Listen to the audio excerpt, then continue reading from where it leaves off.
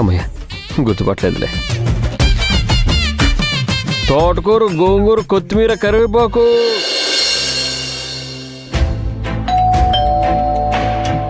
శివగామి గారు, శివగామి గారు, శివగామి గారు.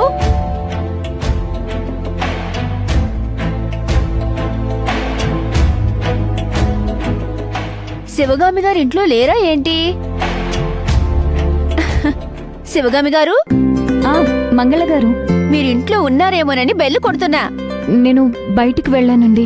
మీరు అడ్రస్ ఇచ్చారు కదా, ఆఫీస్లో ఉద్యోగం ఉందని అక్కడికే వెళ్ళొస్తున్నాను. ఏమైంది? ఉద్యోగం దొరికిందా? లేదండి, అక్కడ ఏ ఉద్యోగము ఖాళీ లేదంట. అవునా? మరెందుకు ఉందని చెప్పారు? ఆ మాటలు విని మీకు అడ్రస్, నెంబరు అన్నీ ఇచ్చాను. అంత దూరం నా మాట మీద నమ్మకంతో వెళ్లారు. నా గురించి మీరు తప్పుగా అనుకుంటారు కదా. ఆగండి, ఇప్పుడే ఫోన్ చేసి కనుక్కుంటాను. అయ్యో వద్దండి, పర్వాలేదు. నా గురించి మీరెందుకు వాళ్లతో గొడవ పడ్డం? పర్లేదులేండి. అవన్నీ నాకు అనవసరం. నాతో నిక్కచ్చిగా పద్ధతిగా ఉండాలి. పాపం, నా మాట మీద నమ్మకంతోనే కదా అంత దూరం శ్రమపడి వెళ్లారు.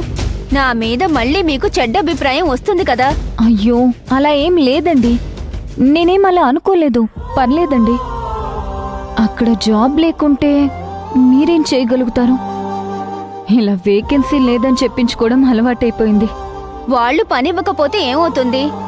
వాళ్ళకి ఒకటే ఆఫీసు, మనకి 100 ఆఫీసులు. వేరే చోట మీకు పని వెతుకుతాను, సరేనా? వేరే చోట ఏం వద్దు. మొన్న ఎవరో ఇంట్లో ఏదో పనుందని చెప్పారు కదా, ఆ పని అడుగుతారా? అదింకా ఖాళీ ఉందా? మొన్న వద్దని చెప్పారు. ఇప్పుడు ఉండే పరిస్థితుల్లో నేనిప్పుడు ఏ పనిని వద్దు అని అనలేను. అలా అయితే నేను వాళ్లతోనే మాట్లాడుతాను. ఫోన్ ఇంట్లో ఉంది, నేను వెళ్ళి ఫోన్ చేసి మీకు ఏ విషయం చెప్తాను. సరేనండి, థ్యాంక్ యూ. సరే, వెళ్ళొస్తాను. అలాగే.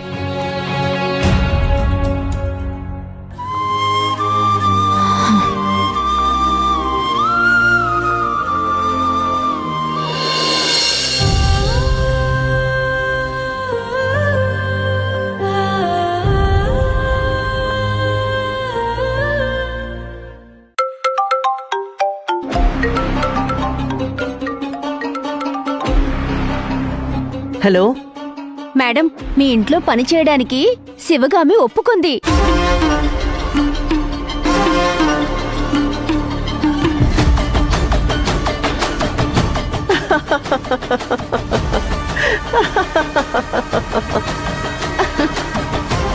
అవునా?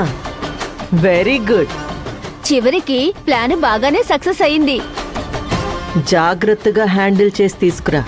అలాగే అమ్మా.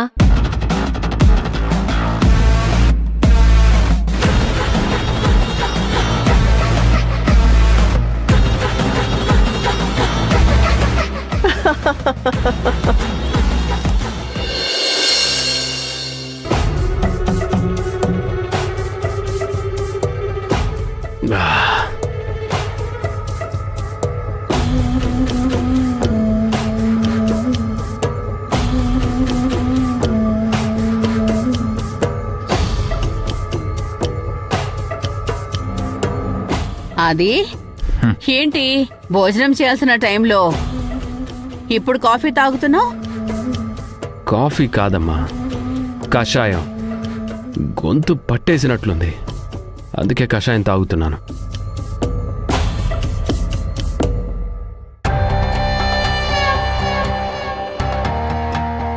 ఏంటి శిశిర, చాలా సంతోషంగా ఉన్నావు? నేను నీతో ఒక గుడ్ న్యూస్ చెప్పాలి. అవునా? ఏంటది? ఏంటమ్మా అది? యాక్చువల్లీ ఇది గుడ్ న్యూస్ అంటే ఒకటేసారి గుడ్ న్యూస్ అని కాదు. గుడ్ న్యూస్ గురించి గుడ్ న్యూస్. నాకేమీ అర్థం కావడం లేదమ్మా నువ్వు చెప్పేది. తిన్నగా చెప్తేనే అర్థం చేసుకోవడానికి హాఫ్ డే కావాలి. ఇలా వంకరగా చెప్తే ఎలా అర్థం చేసుకోవాలి? చెప్పమ్మా, అర్థం అవుతుందిలే. ఏం అర్థమవుతుంది చెప్పత్తా? శిశిరా, అదేంటి మళ్ళీ చెప్పు. నేను ఆ భైరవి దేవిని వేడుకున్నాను.